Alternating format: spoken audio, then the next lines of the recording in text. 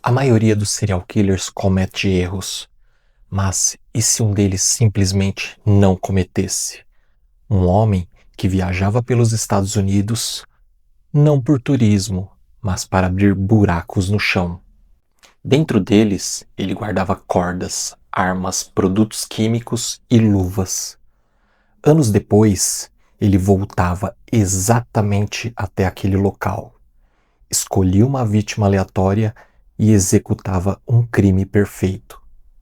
Esse é o caso de Israel Kiss, um dos serial killers mais calculistas que o FBI já viu. E o mais assustador, você provavelmente ouviu pouco sobre ele.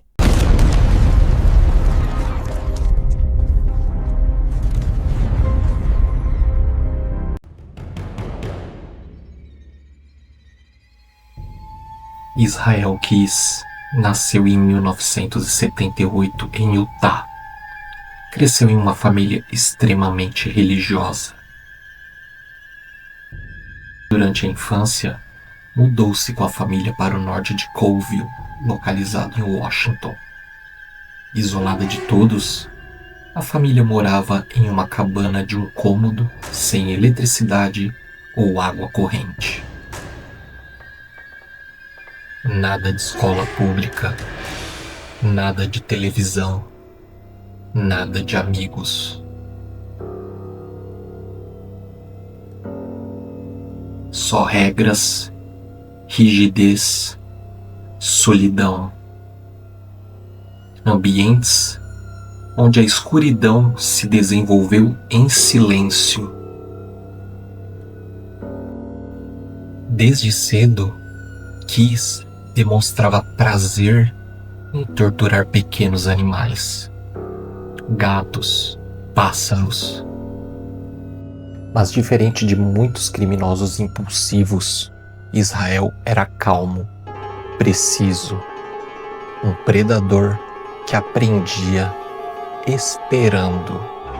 Quando adulto, serviu ao exército americano durante 3 anos, sendo dispensado da base do exército de Fort Lewis em 2001. Ganhou respeito, depois virou empreiteiro, teve uma filha, uma vida comum, mas por trás da rotina havia um arquiteto da morte, um homem que planejava assassinatos anos antes de cometê-los.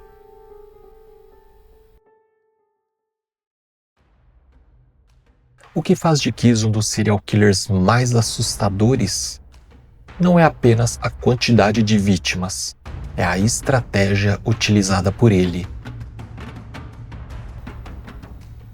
Ele viajava para estados aleatórios, sem motivo aparente, sem conexão com ninguém. Chegava ao local, cavava um buraco e enterrava um balde.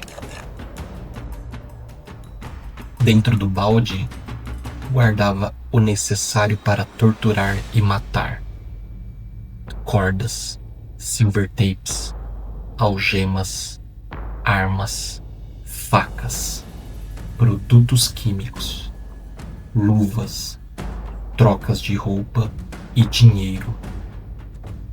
E então, ele ia embora. Anos depois, voltava e escolhia uma vítima aleatória. Não era por impulso, era tático. Ele não escolhia pessoas, ele escolhia locais. A vítima era só uma variável. No interrogatório, ele disse: "Nunca matei alguém que conhecia.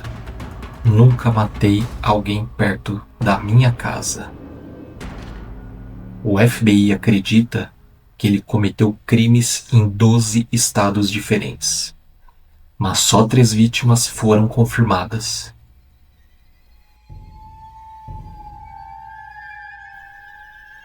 Entre as 3 vítimas confirmadas estão Bill e Lorraine Currier, um casal de meia idade que vivia em Vermont. Keys voou do Alasca para Chicago, alugou um carro e dirigiu 1.600 quilômetros até Vermont, onde começou a escolher suas vítimas. Ele escolheu os couriers aleatoriamente, assassinando-os em 2011.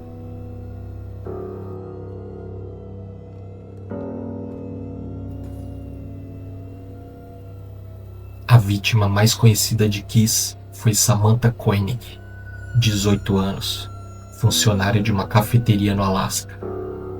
Em fevereiro de 2012, ela trabalhava no turno da noite. Keys apareceu armado e mascarado e a rendeu. A obrigou a sair da cafeteria e depois disso ela nunca mais foi vista. Durante horas, ela ficou viva. No dia seguinte, ele deu fim à vida dela. Mas não parou por aí. Ele congelou o corpo, maquiou a jovem e tirou uma foto como se ainda estivesse viva. Enviou a imagem junto com uma carta pedindo resgate. A família acreditava que Samantha ainda estava viva. Enquanto isso, Keys já estava no Texas, buscando sua próxima vítima. Frio, discreto, implacável. Nos interrogatórios, ele revelou que costumava seguir casais, observava casas por dias e esperava o melhor momento. Era meticuloso, calculava distâncias, horários, clima e até as câmeras espalhadas pela região. Ele não era impulsivo, ele era paciente.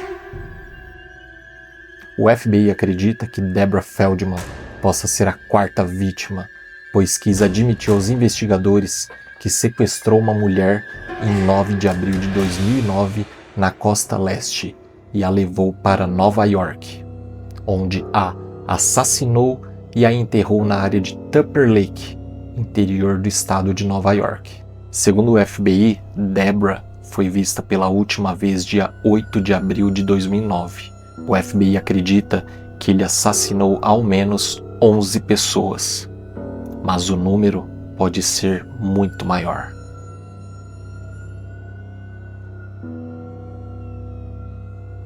Em 2012, durante o interrogatório, o FBI questionou sobre o desaparecimento de Julie Harris, uma medalhista das Olimpíadas de esqui de 12 anos que não tinha os pés e utilizava próteses. Ela desapareceu em 3 de março de 1996, enquanto esperava uma carona para ir a uma igreja local em Colville, Washington.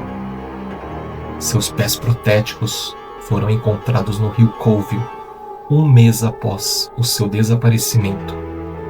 Israel Keys, naquela época, com 18 anos, morava na região. Ele não confirmou nem negou tê-la matado. E o assassinato de Julie ainda não foi esclarecido.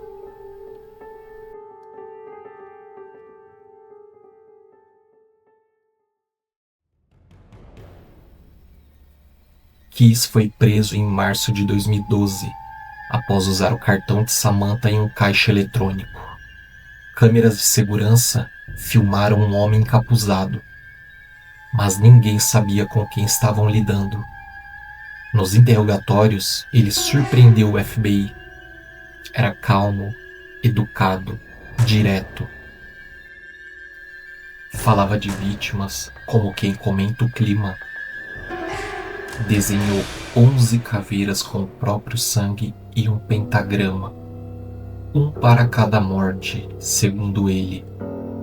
Nunca revelou nomes, não queria atenção, não queria justiça, queria controle. Em dezembro de 2012, foi encontrado morto na cela. Suicídio. Uma carta ilegível foi deixada por ele. Onde estão os corpos? Quantos kits ainda existem?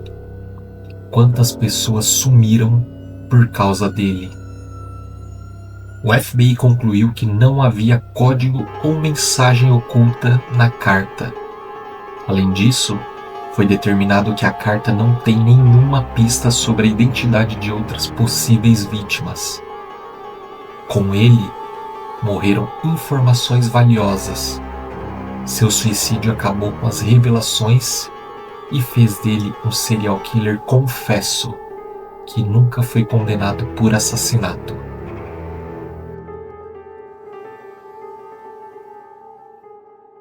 Keys não queria ser famoso, não gostava de Ted Bundy e odiava quem virava celebridade do crime. Mas, ironicamente, virou um dos mais estudados da história. Ele foi diferente, foi um predador silencioso que matou sem padrão, sem motivo, sem falha. Hoje, o FBI ainda investiga lugares onde ele pode ter enterrado corpos ou kits. Alguns talvez nunca sejam encontrados. E o mais perturbador, muitos dos kits que ele enterrou ainda não foram encontrados. Talvez alguém já tenha tropeçado em um deles e nunca imaginou do que se tratava.